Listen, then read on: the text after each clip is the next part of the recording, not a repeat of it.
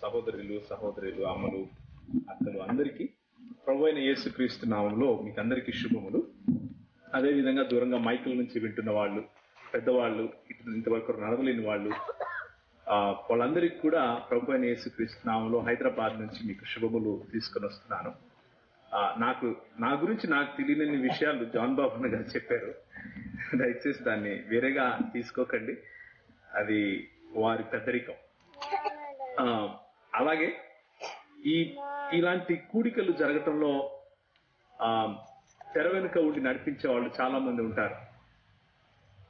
Carpets వేసే దగ్గర నుంచి ఎలక్ట్రీషియన్ పని వరకు ఎంతో మంది ఇలాంటి వాటికి సహాయ సహకారంగా ఉంటే తప్ప మనము కూర్చుని చల్లగా దేవుని వాక్యాన్ని వినేందుకు మనకు సమయం దొరికినా కానీ ఇలాంటి అవకాశం దొరకదు. అలాంటి అవకాశాన్ని మనకి ఇస్తున్నటువంటి పెద్దలు, పాస్టర్ గారులు, అయ్యగారులు అందరికీ కూడా దేవుని నామంలో శుభములు తెలియజేసుకుంటున్నాను. మరి ముఖ్యంగా అమ్మగారు, ఆవిడ గురించి ఎంత చెప్పినా తక్కువే అని చెప్పాలి. నేను ఆమెను ఒక 4-5 నెలలుగా చూస్తున్నాను. ఆమెతో పరిచయం ఉంది. మంచి దైవజనురాలు. అలాంటి దైవజనులు ఈ రోజుల్లో తక్కువ అన్నది నా అభిప్రాయం. కనుక దేవుడు ఆమెకు మెండైన ఇంకా ఆయువునిచ్చి ఆశీర్వాదాలతో నింపి తన ద్వారా ఎంతో మందిని ఆయన తన రాజ్యం వైపుకు పిలుచుకోవాలి అని నేను ఆశపడుతున్నాను. ఒకసారి అందరం లేచి నిలబడినట్లయితే దేవుని వాక్యాన్ని నేను చదువుతాను. శ్రద్ధతోనూ గౌరవంతోనూ దేవుని వాక్యం పట్ల మనకున్నటువంటి గౌరవాన్ని మనం చాటుతూ లేచి నిలబడదాం. దయచేసి ఆదికాండము 48వ అధ్యాయము. ఆదికాండము 48వ అధ్యాయము. నేను తెలుగు భాషలో చదువుతాను. మీరు ఏ భాషలో మీరు బైబిల్ చదువుతున్నప్పటికీ మీ భాషల్లో నేను చదివే వాక్య భాగాన్ని మీరు అనుకరించండి, వినండి, గౌరవంగా దానిని స్వీకరించండి. ప్రభు అయిన యేసుక్రీస్తు వారు మన దేవుడు, మన రక్షకుడు. సాతానుడు ఈ వాక్యాన్ని దొంగిలించకుండా, వక్ర పట్టించకుండా మీ హృదయాల్లో పనిచేయులాగున మీరు సిద్ధపడమని మిమ్మల్ని ఆహ్వానిస్తున్నాను. 48వ అధ్యాయము 15 నుంచి నేను చదువుతున్నాను. 15-16 వచనాలు. అతడు యోసేపును దీవించి, నా పితరులైన అబ్రహాము, ఇస్సాకులు ఎవని ఎదుట నడుచుచుండిరో ఆ దేవుడు, నేను పుట్టినది మొదలుకొని నేటి వరకును నన్ను ఎవడు పోషించెనో ఆ దేవుడు, అనగా సమస్తమైన కీడులలో నుంచి నన్ను తప్పించిన దూత ఈ పిల్లలను ఆశీర్వదించునుగాక. నా పేరును అబ్రహాము, ఇస్సాకులను, నా పితరుల పేరును వారికి పెట్టబడును గాక. భూమి యందు వారు బహుగా విస్తరించుదురుగాక అని చెప్పాను. ప్రేమ కలిగిన తండ్రి, కృప కలిగిన దేవా, నీ వాక్యాన్ని, సరళమైన నీ విశ్వాసాన్ని చెక్కు చెదరకుండా మా హృదయాల్లో నింపి మేము మీ కొరకు ఎదుగులాగున, నీ కొరకు ఫలించులాగున నీ వాక్యముని ఉదక స్నానంతో నీ సంఘాన్ని ప్రభువా మీరు శుభ్రపరిచి ఈ నిష్కలంకమైనదిగాను, ఏ మచ్చ లేని, ఏ మడత లేని ఒక సౌందర్యవంతమైన పెండ్లి కుమార్తెగా మీరు తీర్చిదిద్దుతున్న మీ పనిని బట్టి మీకు వందనాలు తెలియజేస్తున్నాను. మీరు కట్టుకుంటున్నటువంటి ఈ ఇంట్లో నీ సంఘము నేర్పించినటువంటి నీ మాటలు నీ ప్రజలతో పలుకుచుండగా వాటిని సాతానుడు వక్రం పట్టించకుండా మీరు కాచి కంచె వేసి మా హృదయాలను తాకి ఈరోజు మీ వాక్యము చేత మమ్మల్ని ప్రభువా సంధించమని యేసుక్రీస్తు వారి శ్రేష్టమైన నామంలో అడిగి వేడుకుంటున్నాం తండ్రి. ఆమేన్. దయచేసి కూర్చోండి. చాలాసార్లు మనకు కొన్ని సవాళ్లు ఎదురవుతూ ఉంటాయి. కొంతమంది మనకు తటస్థం అవుతూ ఉంటారు. కొంతమంది మనతో కలుస్తూ కొన్ని మాటలు చెప్తూ ఉంటారు. పాస్టర్ గారు చెప్పినట్లుగా అనిల్ ప్రభు గారు, చాలా మంది ఈ కాలంలో సమస్య ఏంటయ్యా అని అడిగితే మీరు క్రైస్తవులు అని చెప్పుకుంటున్నారు కదా, దానికి కారణం ఏంటి అని అడిగినప్పుడు క్రైస్తవులు ఏం చెప్తారంటే, నేను ఫలానా చర్చికి వెళ్తాను కాబట్టి నేను క్రైస్తవుడిని అని చెప్తూ ఉంటారు. నేను బైబిల్ చదువుతాను కాబట్టి క్రైస్తవుడిని అని చెప్తూ ఉంటారు. అదేవిధంగా యేసు ప్రభువు నా స్వంత రక్షకునిగా నేను స్వీకరించాను కాబట్టి నేను క్రైస్తవుడిని లేకపోతే విశ్వాసిని అని చెప్పుకుంటూ ఉంటారు. ఈ అన్ని ఆన్సర్స్, ఈ అన్ని సమాధానాలు సరైనమైనప్పటికీ మనము క్రైస్తవులము అని పిలవటానికి ఒకానొక రోజు ఒక 2000 సంవత్సరాల క్రితము కొంతమంది ఇలాంటి క్రైస్తవ విశ్వాసులను, అంటే క్రీస్తు మీద విశ్వసించిన వారిని, క్రీస్తు అనే నామమును, యేసుక్రీస్తు అనే ఒక యూదుడిని చంపి ఆయన తిరిగి లేచి 3వ రోజు పునరుత్థానుడై తిరిగి రాబోతున్నాడు అన్న అపోస్తలుల బోధను నమ్మిన వారిని చూసి ఎగతాళి చేస్తూ నవ్వుతూ ఈడు క్రైస్తవుడు రా అన్నారు. అదేదో గొప్ప పదము అని అనుకోకండి.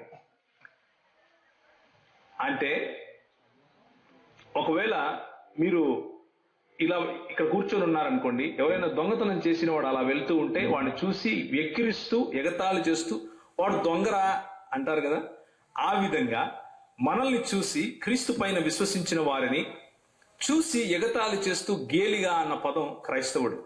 కానీ లోకము ఎవరినైతే ఎగతాళి చేసిందో, గేలి చేసిందో అదే ఒక సంఘముగా మారి, క్రైస్తవుల సమూహముగా మారి, క్రీస్తు సంఘముగా మారి, క్రీస్తు ఒకానొక రోజు వచ్చి తీసుకుని వెళ్లే సంఘము, క్రీస్తు ఒకానొక రోజు తనను పెండ్లి చేసుకునే పెండ్లి కుమార్తెగా, ఆయన వధువుగా ఆయన మనల్ని తయారు చేస్తున్నాడు.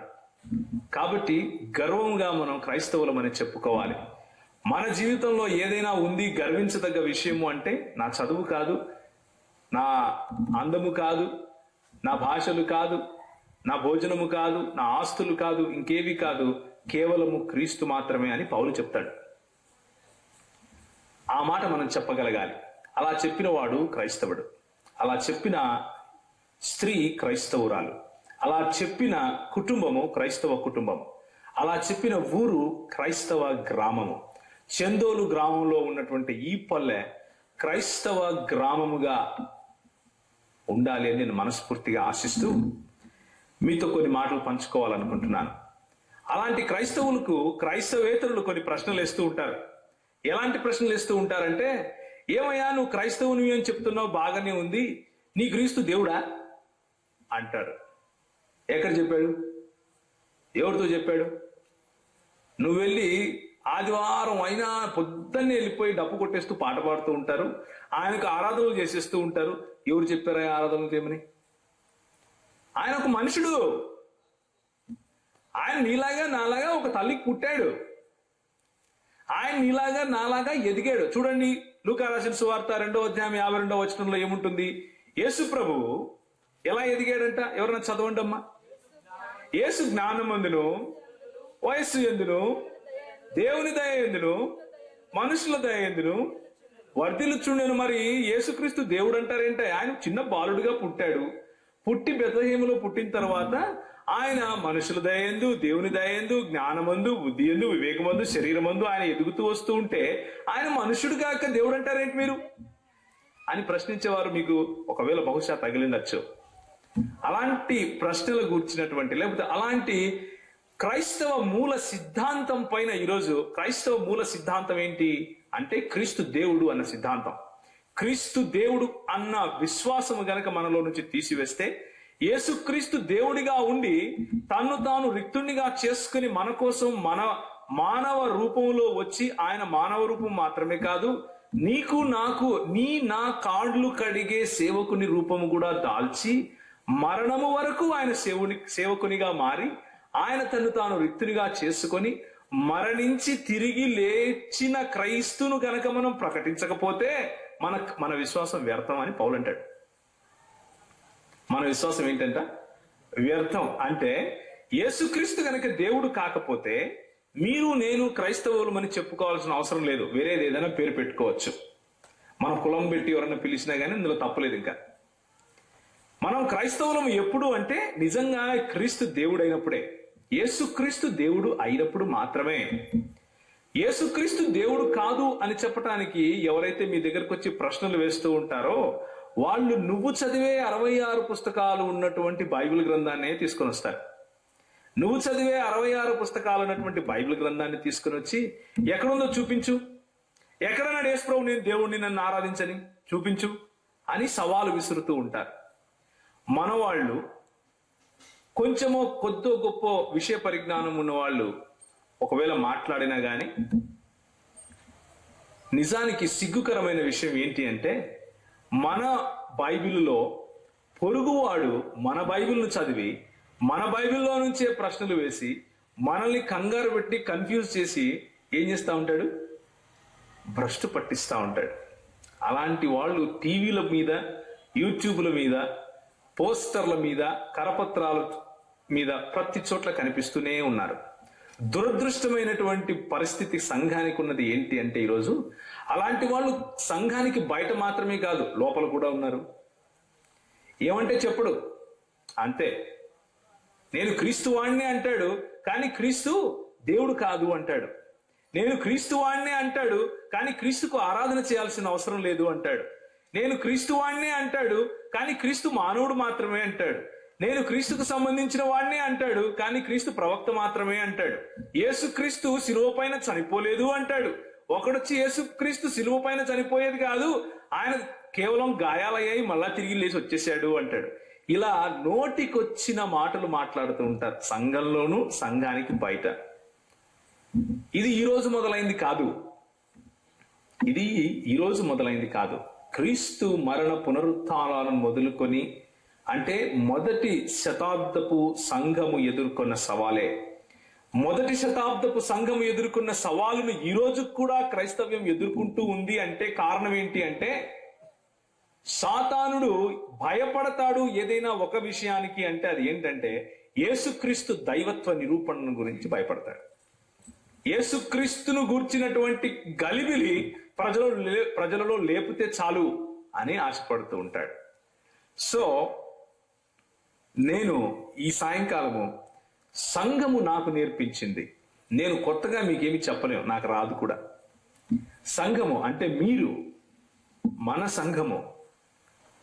సంఘము నాకు నేర్పించిన మాటలనే నేను ముందు వల్లే వేస్తున్నాను, అంతే. నేను కొత్తగా ఏదో తీసుకొని వచ్చి కనుక్కొని వచ్చి నా జ్ఞానం చూపించుకోవాలన్నది నా ఉద్దేశం కాదు. మీరు నాకు నేర్పింది, ఒక లెక్కల మాస్టరు 2 1 2 2 2 4 అంటే పిల్లవాడు నేర్చుకుని మళ్ళా లెక్కల మాస్టర్ ముందు నిలబడి అది అప్పచెప్తాడు కదా, ఆ పని చేస్తున్నాను అంతే.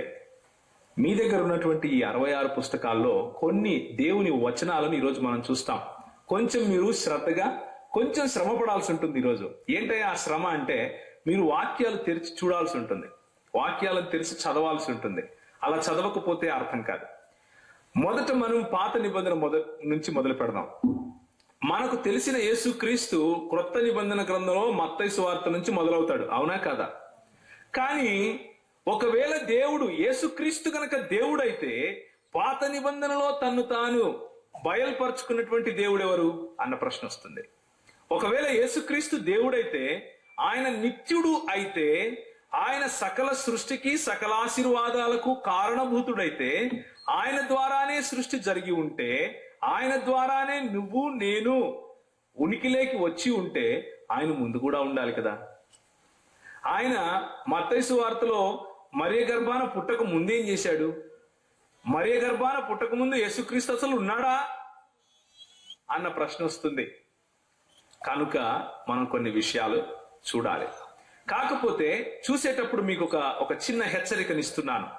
ఆ హెచ్చరిక ఏంటయ్యా అంటే, ఎప్పుడు కూడా మూల సిద్ధాంతాలను, క్రీస్తును గూర్చిన కానీ, బైబిల్ను గూర్చిన కానీ, దేవుణ్ణి గూర్చిన విషయంలో కానీ, ఏ విషయంలో అయినా సరే క్రైస్తవులమైన మనము దేన్నైతే విశ్వసిస్తున్నామో అలాంటి సిద్ధాంతమును గూర్చి చదివే సమయంలో వాక్యము ఇచ్చటను అచ్చటను బయలుపరుస్తూ ఉంటాడు ప్రభువు.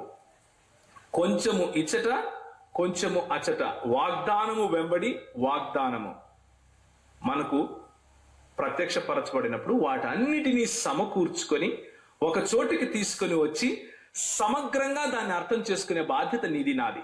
అంతేకాని ఒకడొచ్చి తలా తోక తొండం లేకుండా ఏదో చెప్పేస్తే దాన్ని తీసుకుని అవునంట అని తల ఊచి గంగిరెద్దుల్లాగా తిరగకూడదు. క్రైస్తవులమైన మనము అలాంటి దురదృష్టమైన పరిస్థితిలో ఉండకూడదు. మన లేఖనాలు మనకు తెలిసి ఉండాలి. ఒక్కసారి చూడండి, మీకా పుస్తకము 5వ అధ్యాయము, మీకా పుస్తకము 5వ అధ్యాయము 2వ వచనము. ఎవరైనా సరే గట్టిగా తెలుగులో చదవాలి.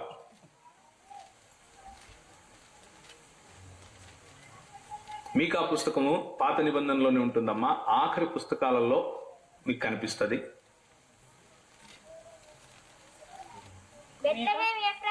బెత్లెహేమా, ఎఫ్రాతా, యూదా వారి కుటుంబములలో నీవు స్వల్ప గ్రామమైనను నా కొరకు ఇశ్రాయేలీయులను ఏలబోవువాడు నీలో నుండే వచ్చును. పురాతన కాలము మొదలుకొని శాశ్వత కాలము ఆయన ప్రత్యక్షమగుచూ ఉండెను అన్న మాట ఉంది. సో పాత నిబంధన గ్రంథంలో మనకు ఒకానొక ప్రవచనం మనకు కనిపిస్తా ఉంది. ఎవరిని గురించిన ప్రవచనము? ఎవరైతే ఇశ్రాయేలును ఏలబోచున్నాడో, ఎవరైతే మెస్సియాగా రాబోచున్నాడో ఆయనను గురించిన ప్రవచనం ఉంది. ఏంటంటే ఆయన పురాతన కాలము మొదలుకొని శాశ్వత కాలము తన ప్రత్యక్షతను ప్రత్యక్షమగుచూ ఉండెను. ఆయన తన ప్రత్యక్షను చూపించుకుంటూ వస్తూనే ఉన్నాడు.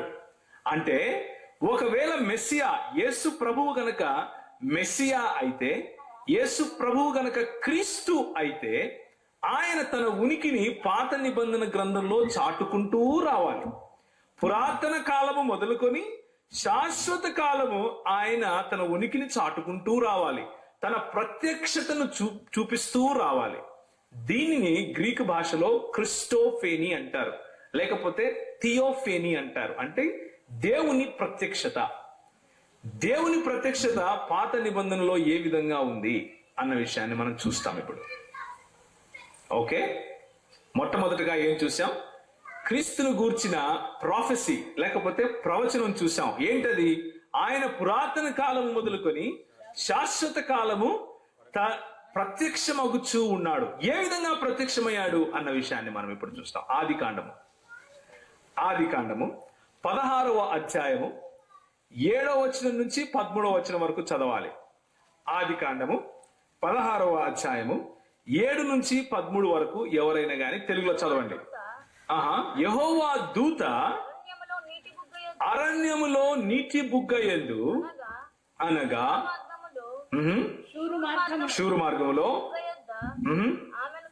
ఆమెను కనుగొని, శారాయి దాసివైన హాగరు, ఎక్కడి నుండి వచ్చితివి, ఎక్కడికి వెళుచున్నావు అడిగినందుకు అది ఓకే. అప్పుడు యెహోవా దూత నీ యజమానురాలు యొద్దకు తిరిగి వెళ్ళి ఆమె చేతి కింద అణిగి ఉండమని దానితో చెప్పెను. మరియు యెహోవా దూత నీ సంతానమును నిశ్చయముగా విస్తరింపచేసేదను, అది లెక్కింప వీలు లేనంతగా విస్తారమవునని దానితో చెప్పాను. చాలమ్మా. ఇప్పుడు మనకు ఒక ప్రత్యేకమైన వ్యక్తి కనిపిస్తున్నారు. ఎవరయ్యా ఆయన అంటే యెహోవా దూత ఆయన పేరు. ఆ యెహోవా దూత హాగరును చూసి, ఆమె పడుతున్న బాధలు చూసి, ఆమె అరణ్యంలో ఎక్కడ చనిపోతుందో, ఎక్కడ బాధపడిపోతుందో అని నువ్వు బాధపడకమ్మా, తిరిగి వెళ్ళిపో నీ దాసి దగ్గరికే, నేను నిన్ను ఆశీర్వదిస్తాను, నేను నీ కుటుంబాన్ని హెచ్చిస్తాను, నీకు ఎంతో మంది పిల్లలను ఆశీర్వదించి వాళ్ళను బలపరుస్తాను అని చెప్పి వాగ్దానం చేసి పంపించేస్తున్నారు. ఎవరు? యెహోవా దూత. యెహోవా ఆశీర్వదించాలి, కానీ యెహోవా దూత ఆశీర్వదించటం ఏంటి అన్నదే ప్రశ్న. ఎవరు ఈ యెహోవా దూత? యెహోవా దూత, చాలా మంది యెహోవా దూతలు ఉన్నారు బైబిల్ గ్రంథంలో, కానీ ఒకానొక యెహోవా దూత మాత్రము ఆయనకు అదేదో అధికారం ఉన్నట్లు, ఆయనే స్వయంగా దేవుడేమో అన్నట్లుగా మాట్లాడుతూ ప్రజలను ఆశీర్వదించడం, ప్రజలను కనికరించడం, ప్రజలను చంపటం, ప్రజలను యెహోవా వద్ద నుంచి అగ్ని గంధకములు కురిపించడం, ఇలాంటి పనులు చేస్తూ ఉంటాడు. మచ్చుకు ఇంకొక 2 ఉదాహరణలు చెప్తాను మీకు. ఒకసారి 18వ అధ్యాయం తీయండి. 18వ అధ్యాయము 13వ వచనం. అంతటా యెహోవా అబ్రహాముతో, వృద్ధురాలనైన నేను నిశ్చయముగా ప్రసవించదనా అని సారా నవ్వనేలా, యెహోవాకు అసాధ్యమైనది ఏదైనా ఉందా?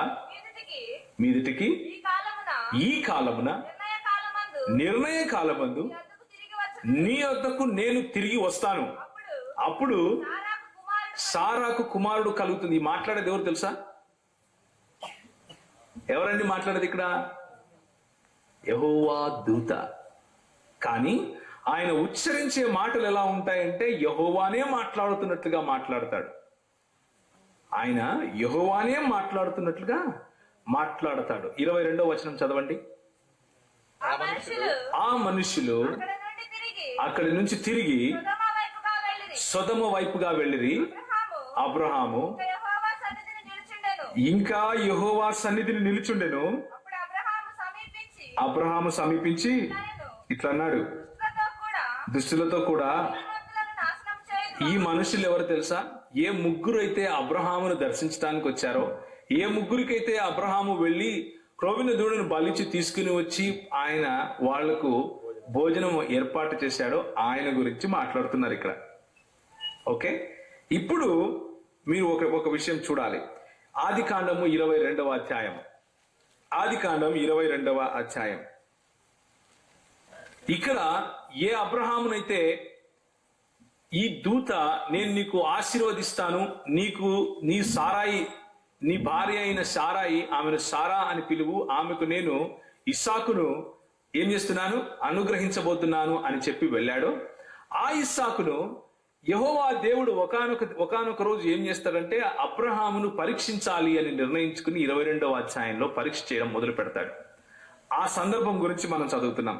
11వ వచనం నుంచి నేను చదువుతున్నాను. అప్పుడు అబ్రహాము తన కుమారుని వధించుటకు తన చేయి చాపి కత్తి పట్టుకొనగా యెహోవా దూత పరలోకములో నుండి మాట్లాడుతున్నాడు. అబ్రహామా, అబ్రహామా అని అతన్ని పిలిచి, అందుకు అతడు చిత్తము ప్రభువా అంటే, అప్పుడు ఆయన ఆ చిన్నవాని మీద చెయ్యి వేయద్దు, అతని నేమి చేయొద్దు, నీకు ఒక్కడై ఉన్న నీ కుమారుణ్ణి నాకు వెనుక తీయలేదు గనుక నీవు దేవునికి భయపడు వాడివని అందువలన నాకు కనబడుచున్నది అని అంటున్నాడు. ఎవరికి ఇవ్వడానికి వెను తీయలేదు? దేవునికేనా? మరి ఇక్కడ యెహోవా దూత మాట్లాడుతూ నాకు ఇవ్వడానికి అంటాడేంటి? యెహోవా దూత ఎవరు? అదేంటి, యెహోవాకు బలి ఇవ్వటానికి తీసుకెళ్తే నువ్వు నాకు ఇవ్వటానికి నువ్వు వెనుదీయలేదు కాబట్టి నువ్వు దేవునికి భయపడుతున్నావు అంటాడేంటి?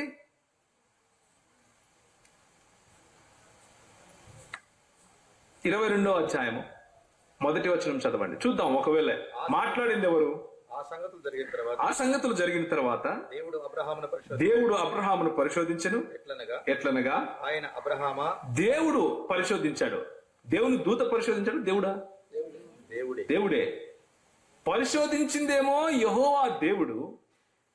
ఆయన తీరా తన బిడ్డను చంపబోతుండగా ఆపిందేమో దేవుని దూత. ఆ యెహోవా దూత ఏమంటున్నాడంటే, నువ్వు నీ బిడ్డను నాకివ్వడానికి వెనుదీయలేదు కాబట్టి నువ్వు దేవునికి భయపడుతున్నావు అని రుజువు చేస్తున్నాడు. సో ఏంటి ఈ కన్ఫ్యూజన్? యెహోవా దూత ఎవరు, యెహోవా ఎవరు, ఏంటి?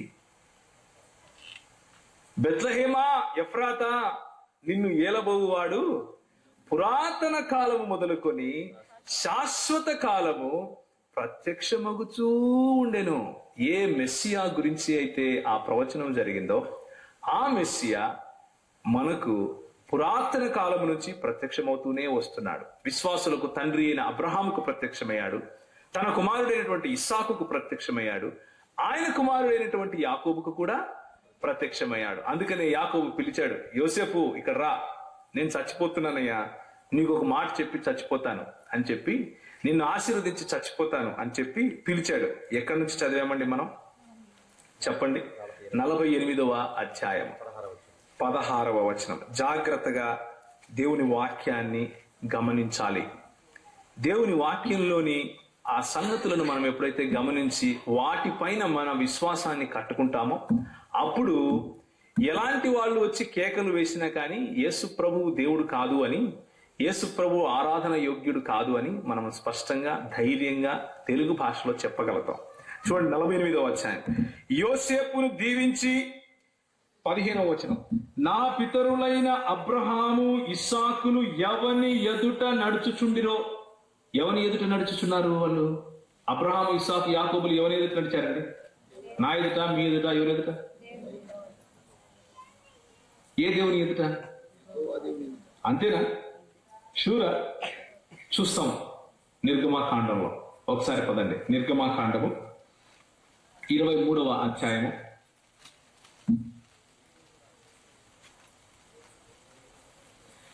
ఒకసారి నిర్గమాకాండం 23కు వెళ్ళటానికి ముందు ఒక మాట చూడండి. నిర్గమాకాండము 3వ అధ్యాయం 15వ వచనం. 3వ అధ్యాయం 15వ వచనం. 23కు వెళ్ళడానికి ముందు 3వ అధ్యాయం. అందులో ఏముంటుందంటే, దేవుడు ఇప్పుడు దేవుడు మాట్లాడుతున్నాడు. దేవుడు మాట్లాడుతూ మోషేతో ఒక మాట మాట్లాడుతున్నాడు. ఏమని మాట్లాడుతున్నాడు?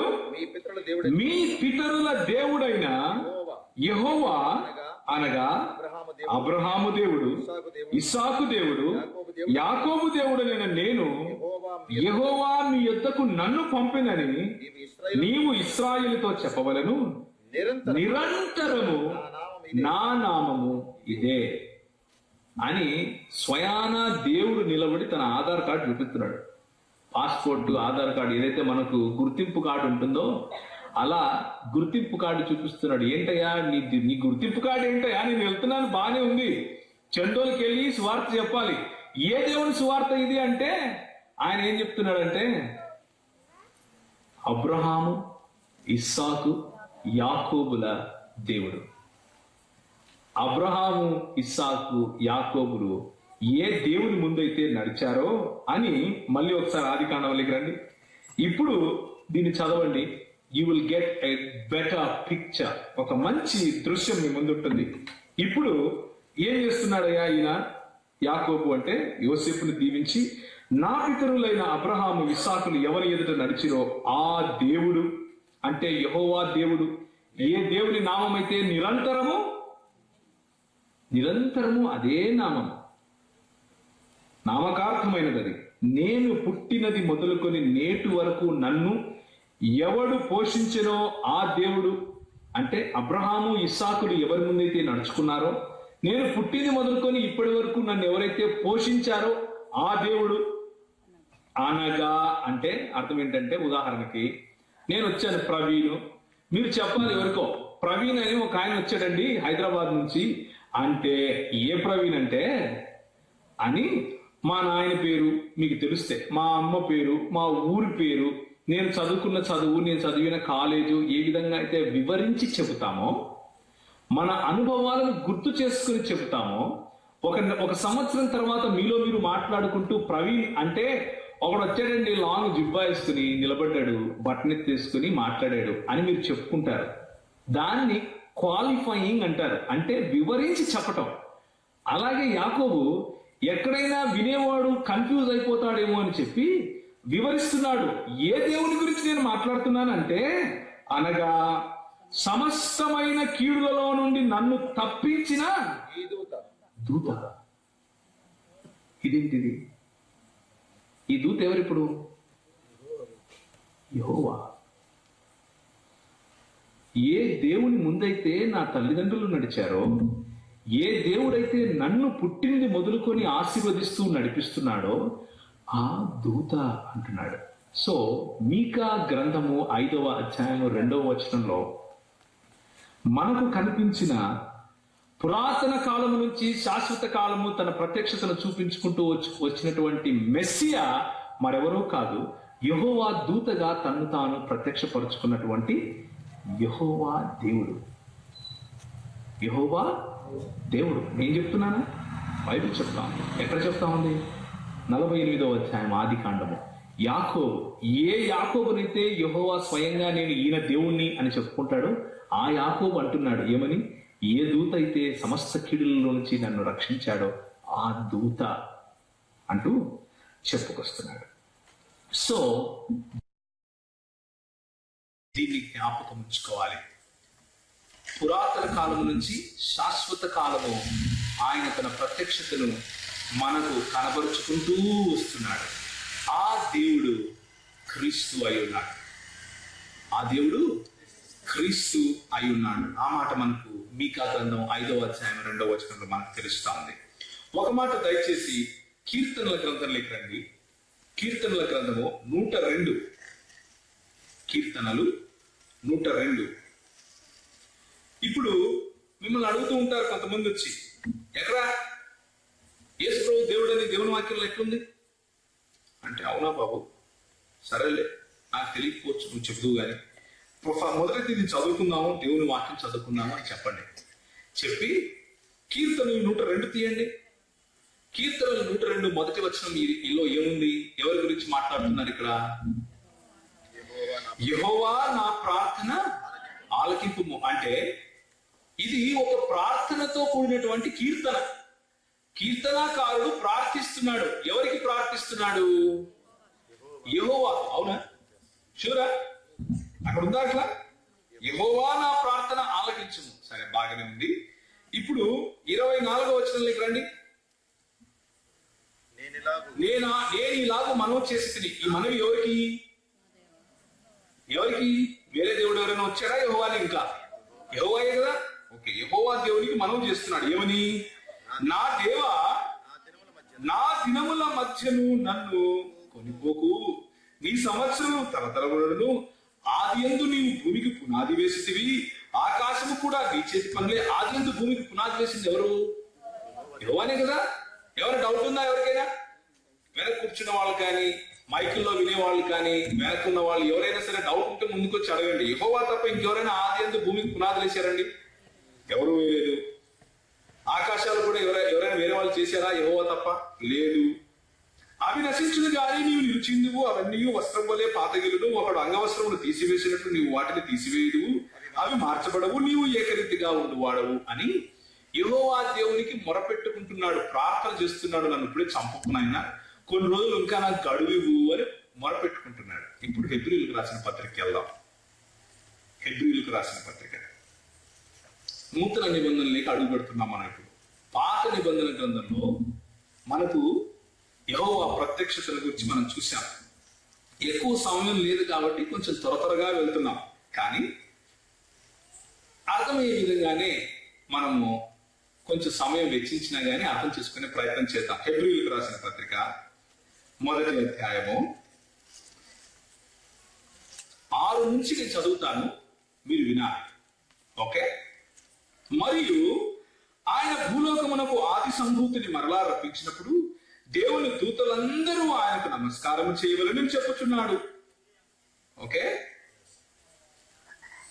8వ వచనము 7 నుంచి చదువుతాను. తన దూతలను వాయువులుగాను తన సేవకులను అగ్నిజ్వాలలుగాను చేసుకునేవాడు అని తన దూతలను గురించి చెప్పుచున్నాడు. గాని తన కుమారుని గురించి అయితే వేరే విషయాలు చెప్తున్నాడు. ఎవరు కుమారుడు? ఏ కుమారుని గురించి ఇక్కడ మాట్లాడుతున్నారు? యేసు క్రీస్తుని గురించి. ఇక్కడ పూర్వకాలమందు నానా సమయంలో నానా విధములుగా ప్రవక్తల ద్వారా మన పితరులతో మాట్లాడిన దేవుడు ఈ దినముల అంతమంది కుమారుని ద్వారా మనతో మాట్లాడుచున్నాడు అని యేసు క్రీస్తుని గురించి మొదటి 2 వచనాల్లో ఆయన ఉపోద్ఘాతం చెప్పేశాడు, ఇంట్రొడక్షన్ ఇచ్చేశాడు. ఆ కుమారుని గురించి దేవుడు ఏమంటున్నాడు అన్న విషయాన్ని చూడండి. దేవుడు ఏమంటున్నాడు? 10వ వచనం, ప్రభువా నీవు ఆదియందు భూమికి పునాదులు వేసితివి.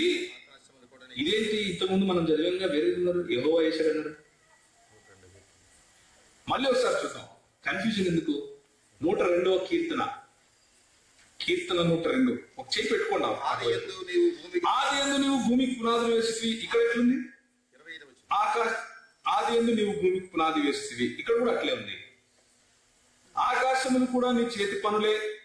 ఇక్కడ ఎట్లుంది? ఆకాశములు కూడా నీ చేతి పనులే. అవి నశించును గాని నీవు నశించవు. అవన్నీ వస్త్రం వల్లే అవి నశించును గాని నీవు నిలిచుదు. యాజ్ ఇట్ ఈస్, అక్కడ ఎలా ఉందో దాన్ని తీసుకొని వచ్చి ఇక్కడ పెట్టి ఎవరికి ఆపాదిస్తున్నారు ఆ విషయాన్ని? యేసుక్రీస్తు. మరి యేసుక్రీస్తు దేవుడు కాదంటారంటే, యేసుక్రీస్తు దైవత్వాన్ని ప్రశ్నిస్తారంటే, ఇంతకంటే స్పష్టంగా ఇంకెవరైనా చెప్తారా? ఒరే నేనేరా మీ అమ్మను అని మీరు చెప్తే మీ కుమారుడు ప్రశ్నించడు అనుకోండి, ఎలా నాకు అమ్మో ఏ పుస్తకంలో రాస్తుంది? ఏం చెప్తారు మీరు? ఒరే పిచ్చోడా, ఎర్రుడా, నీ రక్తం నా రక్తం ఒకటేరా, నువ్వు పుట్టక ముందు నుంచి నేను ఉన్నాను, నీకు చెడ్డీలు వేసింది నేనే, నీ ఇల్లు కట్టింది నేనేరా అంటూ మీరు వివరణిస్తారు. అదే విధంగా యెహోవా దేవుడు తను తాను బయలుపరుచుకున్న తర్వాత మనకు ప్రశ్న వస్తే, ఎవరైనా వచ్చి టోపీలు ఎట్టుకుని, కోట్లు వేసుకుని, లేకపోతే ఇంకేదో గడ్డాలు ఎట్టుకుని మీ దగ్గరికి వచ్చి మాట్లాడితే, మీ దేవుడు దేవుడు కాదు, ప్రవక్త మాత్రమే, మీ దేవుడు దేవుడు కాదు, మనుషుడు మాత్రమే అని అంటే, మీరు చూపించండి నా దేవుడు దేవుడా కాదా అన్న విషయం నా బైబిల్ చాలా స్పష్టంగా చెప్తా ఉంది. నాయన కీర్తనలు 124 తీసుకుని వచ్చి హెబ్రీయులకు రాసిన పత్రిక 1:10 చదివితే స్పష్టంగా యేసు ప్రభువే దేవుడు అన్న విషయం చెబుతా ఉంది అన్న విషయం మనకు తెలిసిపోతుంది. అవునా కదా? కానీ అంతతో ఆగరు. యేసు ప్రభు ఎక్కడ చెప్పాడు? స్వార్థంలో ఎక్కడైనా ఉందా అంటూ ప్రశ్నిస్తూ ఉంటారు. యేసు ప్రభువు ప్రవక్తలందరూ గతించిపోయిన తర్వాత ఒక 400 సంవత్సరాలు దేవుడు ప్రజలతో మాట్లాడలేదు. ఒక భయంకరమైన చీకటి నెలకొంది. ఆత్మీయంగా దేవుని ప్రత్యక్షత ఒక 400 సంవత్సరాలు ఆగిపోయింది. మలాకీ పుస్తకం తర్వాత ఏ ప్రవక్త రాలేదు. అప్పుడు ఒక ప్రవక్త లేచాడు. యేసుక్రీస్తు నడిచిన దారికి ముందు ఆయన దారిని సరళం చేయడం కోసము యోహాను అన్న భక్తుడు లేచాడు. యోహాను అన్న ప్రవక్త లేస్తూ ఆయన బయలుదేరుతూ మాట్లాడుతున్నాడు. ఆయన బయలుదేరుతూ యేసు ప్రభువును గూర్చిన మాటలు మాట్లాడుతూ, నా వెనుక వచ్చేవాడు నాకంటే గొప్పవాడయ్యా, ఆయన చెప్పుల వారును కూడా నేను తీయటానికి యోగ్యుణ్ణి కాదు అని చెబుతూ వస్తున్నాడు. ఆ యోహాను ఏమంటున్నాడు అంటే, ఆ యోహాను యేసుక్రీస్తుని గురించి కొన్ని మాటలు మాట్లాడుతున్నాడు. ఏమని మాట్లాడుతున్నాడో చూడండి. 12వ అధ్యాయం, యోహాను సువార్త 12వ అధ్యాయం. మీరు ఒకవేళ బైబిల్ సరిగ్గా ఇటు అటు తిప్పలేని పరిస్థితిలో ఉంటే పర్వాలేదు, మీరు రాసుకోండి చాలు. ఓకే, మీకు ఒకవేళ ఇంకా ఏమైనా దీని గురించిన అవగాహన కావాలి అంటే మీ మధ్యలో పెద్దలు ఉన్నారు, పాస్టర్ వాళ్ళు ఉన్నారు, అడిగి తెలుసుకోండి, తప్పులేదు. ఈ రోజు రాత్రే మొత్తం వచ్చేసేయాలి అని అన్న భావనలో ఉండకండి. కానీ నా దేవుడు యేసు ప్రభువు నిజమైన దేవుడు అన్న విశ్వాసంతో మీరు ఈ రోజు రాత్రి ఇక్కడి నుంచి వెళ్ళిపోతే చాలు. ఇంకొకటి వచ్చి మీకు మీ మూల పాఠాలు నేర్పించాల్సిన అవసరం లేదు అన్న విషయం మీరు తెలుసుకుంటే చాలు. యోహాను 12వ అధ్యాయం. మరి యోహాన్ ఏంటి యేసు ప్రభువుని చూశాడు అంటాడు? నా ప్రశ్న అర్థమైందా? యోహాన్ ఏమంటున్నాడు 12వ అధ్యాయంలో? యెషయా ఈయన మహిమను చూచెను గనుక ఈ మాటలు చెప్పెను అంటున్నాడు. ఇక్కడ యెషయా చూసింది ఎవరిని? సింహాసనం ముందు ప్రభువు ఆసీనుడై ఉండగా నేను చూచితిని. ఆయన చొక్కాయి అంచులు దేవాలయములు నిండుకొనెను. ఆయనకు పైగా సెరూపులు నిలిచి ఉండెను. ఒక్కొక్కరికి 6 రెక్కలుండెను. ప్రతివాడు 2 రెక్కలతో తన ముఖాలు కప్పుకొని తన కాళ్ళను కప్పుకొని 2తో ఎగురుతూ సైన్యములకు అధిపతి యెహోవా పరిశుద్ధుడు పరిశుద్ధుడు పరిశుద్ధుడు. ఎవరు పరిశుద్ధుడు? మరి యోహాన్ ఏంటి యేసు ప్రభువును చూశాడంటారు? యోహాన్ చూసింది ఎవరిని? యేసు ప్రభువునే. ఎవరిని చూశాడు? యేసు ప్రభువునే. ఎవరైనా వచ్చి మీ దగ్గరికి యేసు ప్రభువు దేవుడు కాదు అంటే యెషయాని అడగయ్యా అని చెప్పండి. మరి యోహాన్ ఎందుకయ్యా ఇలా చెప్తున్నారు అని అడగండి. పురాతన కాలం నుంచి శాశ్వత కాలం తన ప్రత్యక్షతను చాటుకున్నటువంటి మెస్సియా క్రీస్తు ఇంకెవరో కాదు, మన ప్రభు అయిన యేసుక్రీస్తు. ఇవన్నీ సరిపో. ఇవన్నీ ఎన్ని చెప్పినా ఏమంటారంటే ఆయన చెప్పుకోవాలి. ఫస్ట్ ఏమని? నేను దేవుణ్ణి, నన్ను ఆరాధించడం చెప్పుకోవాలి. చాలా మంది చెప్పుకుంటున్నారు బయట. బొచ్చులు ఎదురేసుకొని కొంతమంది, గుండ్లు కొట్టుకొని కొంతమంది, బట్టలు వేసుకోకుండా కొంతమంది, బట్టలు వేసుకొని కొంతమంది, బూళ్ళు పూసుకొని కొంతమంది, జంజాలు వేసుకొని కొంతమంది నేను దేవుణ్ణి అంటున్నారు. పోయి నమ్ముతామా? నమ్మము. వాక్యం చెప్పాలి. ఎవరు చెప్పాలి? వాక్యం చెప్పాలి. యేసు ప్రభు వారు ఒక మాట అంటారు.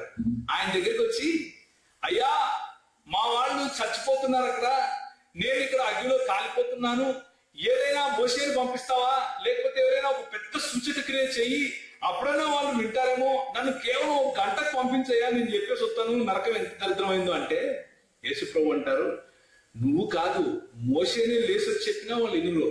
వాళ్ళు వినుంటే లేఖనములు చాలు వాళ్ళకి. లేఖనాల్లో ఆ శక్తి ఉంది. లేఖనములు చెబితే విననివాడు నిజంగా ఇప్పుడు చచ్చిపోయినోడు లేచి చెప్పినా వినుడు నమ్మడు అని యేసు ప్రభు వారు స్పష్టంగా తన మాట చెప్తున్నారు. కాబట్టి నేను అర్థం చేసుకోవాల్సిన విషయం ఏంటంటే, నా దేవుడు మన దేవుడు స్పష్టంగా తను తాను దేవునిగా బయలుపరుచుకున్నాడు. యోషయా ఎవరినైతే ఎవరి మహిమనైతే చూశాడో యెహోవా, ఆయన యేసు ప్రభువే. తండ్రి అయిన దేవునికి యెహోవా అన్న పదం ఈ విధంగా వాడబడిందో, కుమారుడైనటువంటి యేసు క్రీస్తుకు కూడా యెహోవా అన్న పదము వాడబడి ఉంది అన్న విషయాన్ని మనం గుర్తు తెచ్చుకోవాలి. రోమీయులకు రాసిన పత్రిక 9వ అధ్యాయం, రోమీయులకు రాసిన పత్రిక 9వ అధ్యాయము 5వ వచనము, పితరులు వీరి వారు శరీరమును బట్టి క్రీస్తు వీరిలో పుట్టాడు. ఈయన, మళ్ళీ చదవమ్మా, ఈయన సర్వాధికారి అయిన దేవుడై ఉండి నిరంతరము స్తోత్రార్హుడై ఉన్నాడు. ఇంతకంటే స్పష్టంగా ఏం కావాలండి మీకు? దేవుని వాక్యం ఏం చెప్తా ఉంది, లేఖనం ఏం చెప్తా ఉంది? క్రీస్తు అనబడే ఈ నరుడు శరీరంగా యూదుల్లో పుట్టాడు, కానీ ఈయన సర్వాధికారి అయిన ఏమైంది? దేవుడై ఉండి నిరంతరము స్తోత్రార్హుడై ఉన్నాడు. మనం పాటలు పాడాము ఇంతవరకు. నిరంతరము స్తోత్రించదగిన వాడు మన దేవుడు, నిరంతరము స్తోత్రించదగిన వాడు మన యేసు క్రీస్తు దేవుడు. మామూలు దేవుడు, చిన్న దేవుడు కాదు. ఏం దేవుడినా? సర్వాధికారి అయిన దేవుడు, సర్వాధికారి అయిన దేవుడు. ఇంకో మాట చూడండి, తీతు పత్రిక 2వ అధ్యాయము 13వ వచనం చదవండి. ఈ మధ్య కొంతమంది పుట్టుకొచ్చారు మన క్రైస్తవ సంఘాల్లో. ఏమని చెప్తూ ఉంటారంటే, యేసు ప్రభు చిన్న దేవుడు అంట, యెహోవా పెద్ద దేవుడు అంట, యేసు ప్రభు చిన్న దేవుడు అంట. ఇలాంటి కళ్ళబుల్లి మాటలు చెబుతూ చాలా మంది వస్తూ ఉంటారు. ఆయన సర్వాధికారైన దేవుడు కాదు, కొంచెం అధికారం ఇవ్వబడింది అంటూ తారతమ్యాలు తీసుకొచ్చే ప్రయత్నం చేస్తూ ఉంటారు. ధైర్యంగా చెప్పండి, నా దేవుడు సర్వాధికారి అయిన దేవుడును నిరంతరము స్తోత్రార్హుడై ఉన్నాడు. తీతు రాసిన పత్రిక 2వ అధ్యాయము, అనగా మహాదేవుడును మన రక్షకుడును ఆయన. ఇప్పుడు యేసుక్రీస్తు ఏ దేవుడు అండి? చిన్న దేవుడా? అంటే కొంచెం పొట్టిగా ఉంటాడా, సన్నగా ఉంటాడా, తక్కువ తింటాడేమో, గూబలకు పట్టించి కొడతాడు ఒక రోజు. ఇలాంటి పిచ్చి మాటలు మాట్లాడితే గూబలను పట్టించి కొడతాడు ఒక రోజు. ఆయన నిరంతరం స్తోత్రార్హుడై ఉన్నాడు. ఆయన మహాదేవుడు, మన రక్షకుడు, ఆయన యేసుక్రీస్తు ప్రభు. 1 యోహాను 5వ అధ్యాయం. నేను ముగిస్తాను, ఎక్కువసేపు చెప్పను. 1 యోహాను 5వ అధ్యాయం, 1 యోహాను 5వ అధ్యాయం 20 నుంచి 21 వరకు చదవాలి. ఈ యోహాను భక్తుడు ఎలాంటి వాడో తెలుసా? ఆయన ఎప్పుడు ప్రేమించుకుండయా అని నవ్వుతూ చెప్పే వ్యక్తి. ఈయన మాత్రమే అంతం వరకు ఒకరు చంపితే చనిపోలేదు, ఆయన అంతటా ఆయన చనిపోయాడు పాపం. ఈయన మాత్రమే చాలా ప్రేమ కలిగిన వాడు. ఈ దేవుడిని ప్రేమస్వరూపి అన్నవాడు ఈయన, దేవుడు ప్రేమై ఉన్నాడు అన్నవాడు ఈయన. ఈయన దేవుని గురించి మాట్లాడుతూ సత్యం గురించి మాట్లాడుతూ ఈ మాటలు మాట్లాడుతున్నాడు. 20, 21 5వ అధ్యాయం చదవాలి గట్టిగా. మనము సత్యవంతుడైన వారిని ఎరుగవలనని దేవుని కుమారుడు వచ్చి మనకు వివేకాన్ని, అంటే అర్థం చేసుకునే శక్తిని అనుగ్రహించవలనని ఎరుగుదుము. మనము దేవుని కుమారుడైన యేసుక్రీస్తునందు ఉన్నవారమై సత్యవంతుని యందు ఉన్నాము. ఇప్పుడు సబ్జెక్ట్ ఎవరు ఇక్కడ? యేసుక్రీస్తు. ఎవరి యందు ఉన్నాం మనము? యేసుక్రీస్తు యందు ఉన్నాం కాబట్టి సత్యం యందు ఉన్నాము. ఈ యేసుక్రీస్తుని గురించి ఈ ఆఖరి మాట మాట్లాడుతున్నాడు. ఏమని మాట్లాడుతున్నాడు? ఆయనే, ఏనా? యేసుక్రీస్తే నిజమైన దేవుడు. అంటే అబద్ధమైన దేవుడు గురించి చెప్పుంటాడా? నిత్య జీవము నిజమైన దేవుడు యేసుక్రీస్తు మాత్రమే. ఆయనే అంటే ఆయన తప్ప ఇంకొకటి లేడని. కేక వేసినా ఉండడు, చిందులేసినా ఉండడు, చప్పట్లు కొట్టినా ఉండడు. ఎందుకు అంటే దేవుని వాక్యం చెప్తా ఉంది కాబట్టి. నీ వాక్యాన్ని పట్టుకొని వచ్చి నీకు చూపించి నీ దేవుడు దేవుడు కాదు అని చెప్తే నోరు మూసుకొని ఇంట్లో పడుకోకు. నీ వాక్యం చదివితే నువ్వు తిరిగి మాట్లాడగలుగుతావు. నీ వాక్యం పట్ల నీకు అవగాహన ఉంటే, పట్టు ఉంటే ధైర్యంగా మాట్లాడగలుగుతావు. అలా ప్రశ్నించే వాళ్ళ దేవాలయాల్లోకి నేను వెళ్ళాను, వాళ్ళ ప్రార్థనా మందిరాల్లోకి నేను వెళ్ళాను. వాళ్ళు చంపుతారేమో అని మీరు అనుకుంటారు. ఏమీ కాదు. సత్యము మన పక్షాన ఉన్నప్పుడు సత్యాన్ని ధైర్యంగా ప్రేమతో మాట్లాడాలి. ఎలా మాట్లాడాలి? ధైర్యంగా ప్రేమతో సత్యం చెప్పాలి. ఏంటయ్యా సత్యము అంటే, ఈయన సర్వాధికారి అయిన దేవుడును, నిరంతరము స్తోత్రార్హుడై ఉన్నాడు. ఈయన మహాదేవుడును, మన రక్షకుడును అయిన యేసుక్రీస్తు. ఈ యేసుక్రీస్తు నందున్నాము, మనము సత్యవంతుని యందున్నాము. ఈయనే నిజమైన దేవుడు. హల్లెలూయా చెప్పండి దేవునికి ఒకసారి.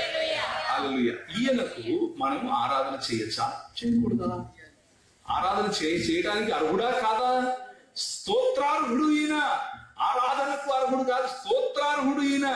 ఈయనను ఒకసారి తోమా ఆయన కాళ్ళ మీద పడి, నా దేవా నా ప్రభు అంటే, నువ్వు ఆరాధించుకుంటారా పై నన్ను వెళ్ళిపో అని అనలేదు ఆయన.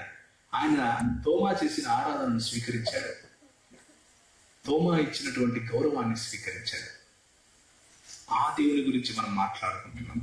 ఆ దేవుడు ఇక్కడ ఉన్నంత కాలము తను వ్యక్తినిగా చేసుకుని నీలాగా నాలాగా ఆయన ఎదిగినప్పటికీ ఆయన ఇప్పుడు పరలోక రాజ్యంలో ఉండి ఏం చేస్తున్నాడో చెప్పండి ఒకసారి.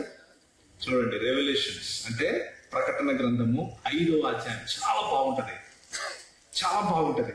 మీరు చదవవలసినటువంటి వచనము ప్రకటన గ్రంథము 5వ అధ్యాయము. ప్రకటన గ్రంథము 5వ అధ్యాయం. ఎవరైనా వచ్చి యేసుక్రీస్తుకు ఆరాధన చేయకుండా మీరు ఆయన దేవుడు కాదు అంటే ఇది చదవండి. 12వ వచనము, వారు వధింపబడిన గొర్రె పిల్ల శక్తియు ఐశ్వర్యమును. ఎవరు వధింపబడిన గొర్రె పిల్ల? ఇంకెవరైనా చంపారా? పక్క బైబిల్ అయితే ఒకరి గురించి చెప్తుంది.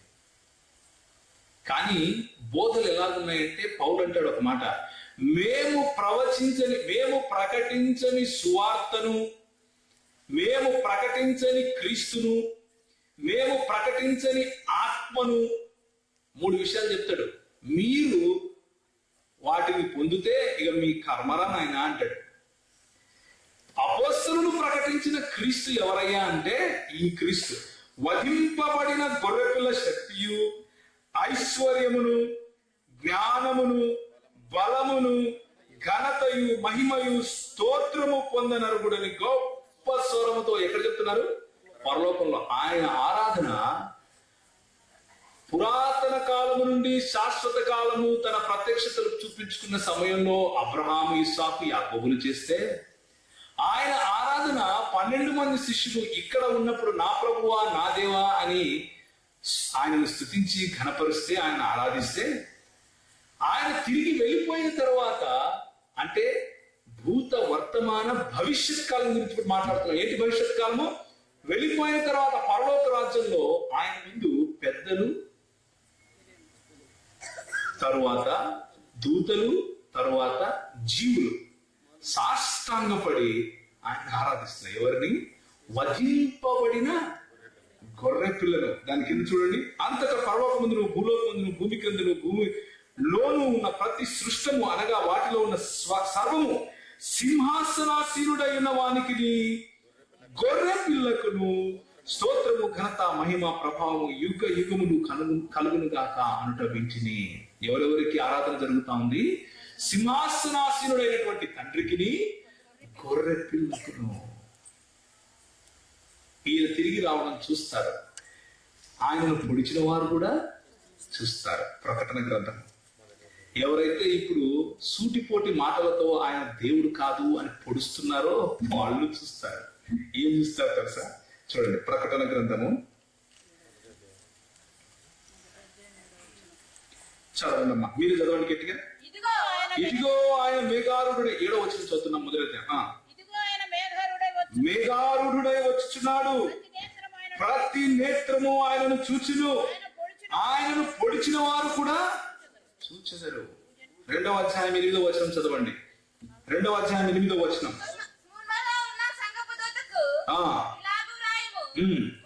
మొదటి వాడను కడపటి వాడను అయ్యుండి మృతుడై మరలా బ్రతికింది ఎవరండి? యేసుక్రీస్తు మాత్రమే చేశాడు. ఇంకెవరైనా చేశారా? లేరు. మొదటి వాడు కడపటి వాడు అని ఎవరు చెప్పుకుంటున్నారు తెలుసా? యెషయా గ్రంథము 41వ అధ్యాయము 4వ వచనం ఒకసారి తీయండి. యెషయా గ్రంథం 41వ అధ్యాయం 4వ వచనం గట్టిగా చదవాలి. ఎవడు దీనిని ఆలోచించి జరిగించను? ఆది నుండి మానవ వంశములను పిలిచిన వాడనైనా యెహోవానగు నేనే. ఇంకా చదవండి. నేను మొదటి వాడను, యెహోవానగు నేనే మొదటి వాడిని. తర్వాత కడవరి వారితోనూ ఉన్నవాడిని నేనే. 44:6 చదవండి. 44:6 దాంట్లో కూడా ఇదే మాట. ఇశ్రాయేలీయుల రాజైన యెహోవా, వారి విమోచకుడైన సైన్యములకు అధిపత్యము యెహోవా ఏం సెలవిస్తున్నాడు చూడండి. నేను మొదటి వాడను, కడపటి వాడను. ఇక్కడ యేసు ప్రభువు ఏమంటున్నాడు? నేను మొదటి వాడను, కడపటి వాడను. మృతుడైతిని కానీ ఇదిగో తిరిగి లేచి ఉన్నాను. ఒకసారి చూడండి, 1వ అధ్యాయము 8వ వచనము. అల్ఫయు ఒమేగయు నేనే, వర్తమాన భూత భవిష్యత్ కాలములలో ఉండువాడను నేనే, సర్వాధికారియగు దేవుడగు ప్రభు సెలవిస్తున్నాడు. ఎవరు? దేవుడగు ప్రభు యేసుక్రీస్తు సెలవిస్తున్నాడు. ఏమని చెప్తున్నాడు చూడండి, 18వ వచనం 1వ అధ్యాయము. నేను మొదటి వాడను, కడపటి వాడను, జీవించి వాడను, మృతుడునైతిని గాని ఇదిగో యుగ యుగములు సజీవుడనై ఉన్నాను. యుగ యుగములు సజీవుడైనటువంటి వాడు యేసుక్రీస్తు. దేవుడు కాక ఇంకెవరైతారో మీ ఇంట్లో బంటరవుతాడా? యుగ యుగములు ఎవరయ్యా సజీవుడై ఉంటాడు? ఆల్ఫా ఒమేగా ఎవరయ్యా? యెహోవాయే తను తాను ఆల్ఫా ఒమేగా అని చెప్పుకుంటూ ఉంటే ఆ దమ్ము యేసుక్రీస్తులో తప్ప ఇంకెవరికి లేదు. నేనే యెహోవాను అని చెప్పుకునే వాళ్ళు ఇంకొకరు లేదు. కాబట్టి మీకు స్పష్టంగా ఒక 5 మాటల్లో ముగిస్తాను. హ్యాండ్స్ అంటే చేతులు. HANDS. HANDS.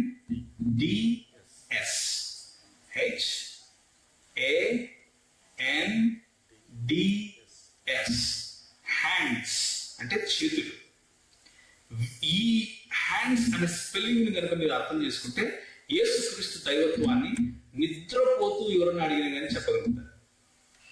ఎవరు నిద్రపోతూ అడిగినా కానీ చెబుతారు. ఇప్పుడు చూడండి, hands. H stands for honor, అంటే దేవునికి రావాల్సినటువంటి మహిమ. దేవునికి ఏ మహిమనైతే రావాలో, దేవునికి ఏ ఆరాధన అయితే చెందాలో, దేవునికి ఏ ప్రార్థనలు అయితే చెందాలో, దేవునికి ఏ స్తుతి అయితే చెందాలో, దేవునికి తప్ప ఇంకెవరికి చెందకూడనిది ఏదైతే ఉందో అది కూడా యేసు ప్రభువుకు చెందింది. అది కూడా యేసు ప్రభువుకు చెందింది. ఆ విషయాన్ని మనం చూద్దాం. యోహాను 5వ అధ్యాయము, జాన్ చాప్టర్ 5. యోహాను 5వ అధ్యాయము 22-23.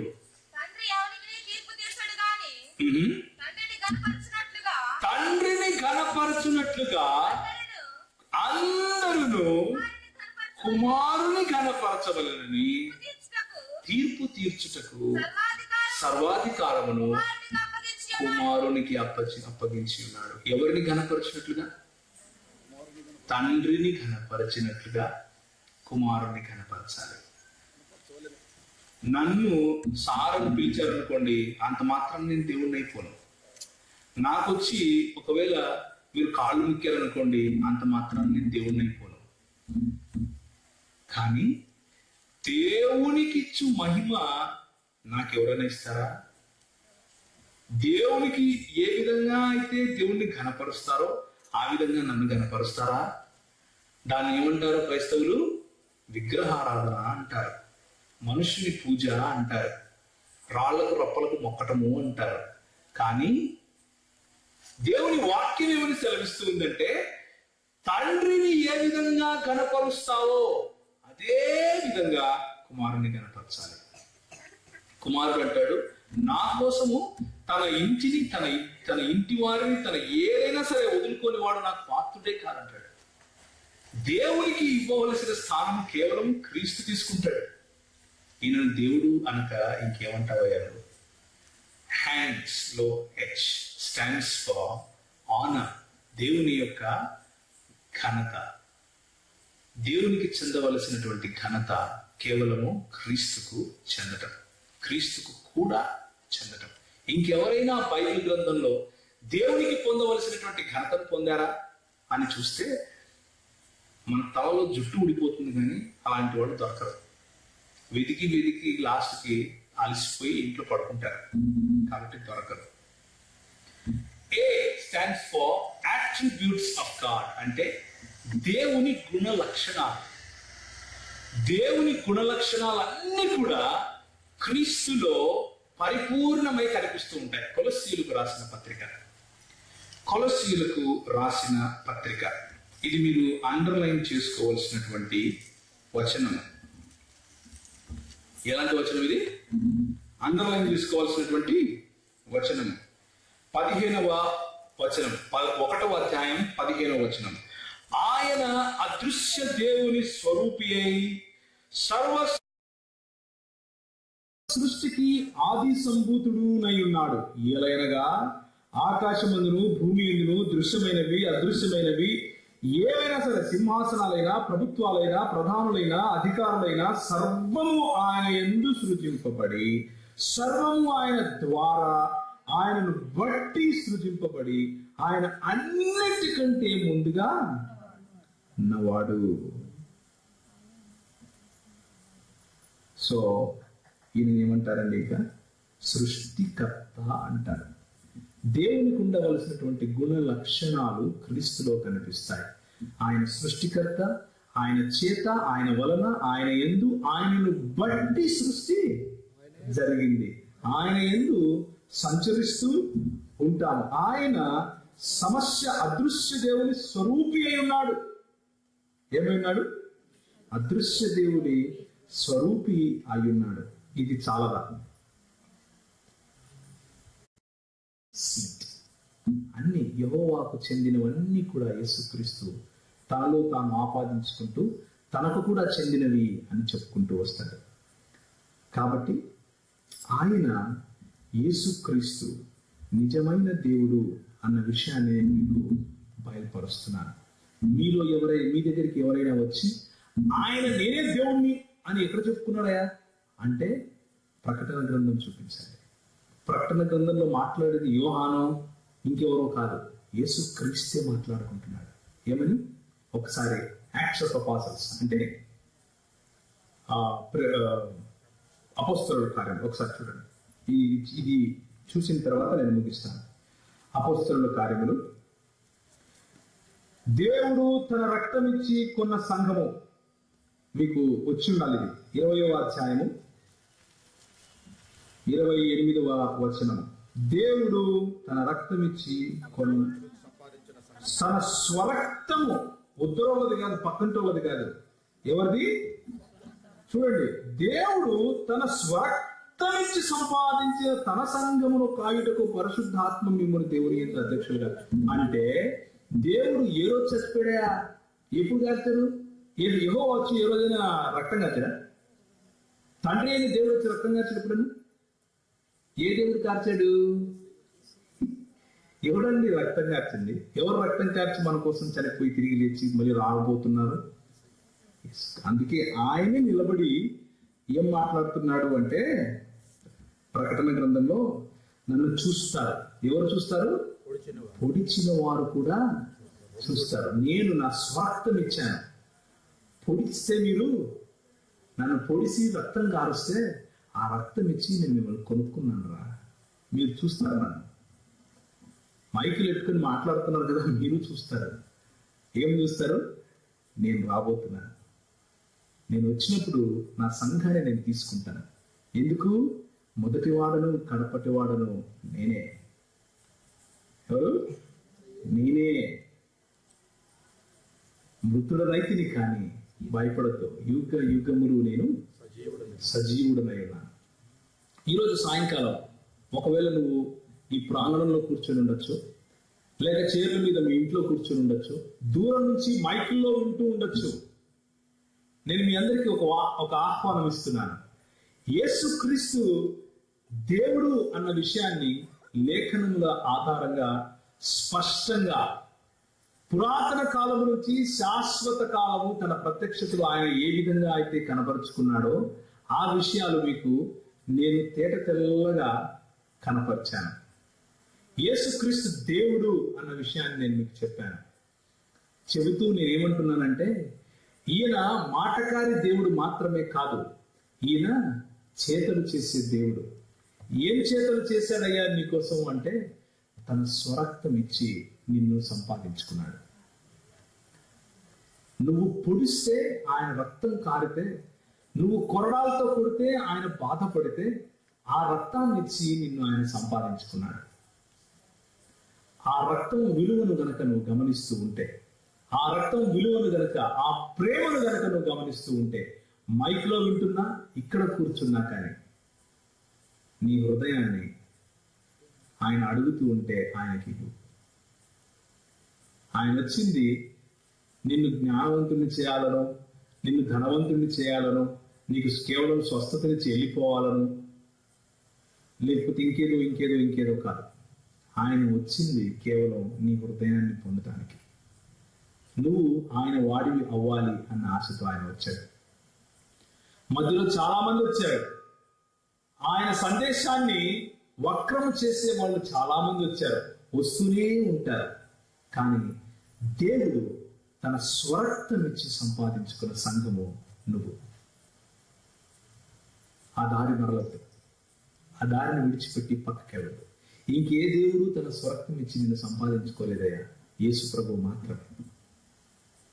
దేవుడు తన స్వరక్తం ఇచ్చి సంపాదించుకున్న సంఘంలో నువ్వు ఉండకుండా వేరే వాడెవడో చెబితే వాడంటే వెళ్ళిపోయే ఒకవేళ అలాంటి ఆలోచనలు ఉన్నా, నీకు తెలిసిన వాడు వెళుతూ ఉంటే నువ్వు చూస్తూ ఉన్నా, నీకు ఈరోజు సాయంత్రం నేను ఆహ్వానిస్తున్నా, దేవుని లేఖనాలను చదువు.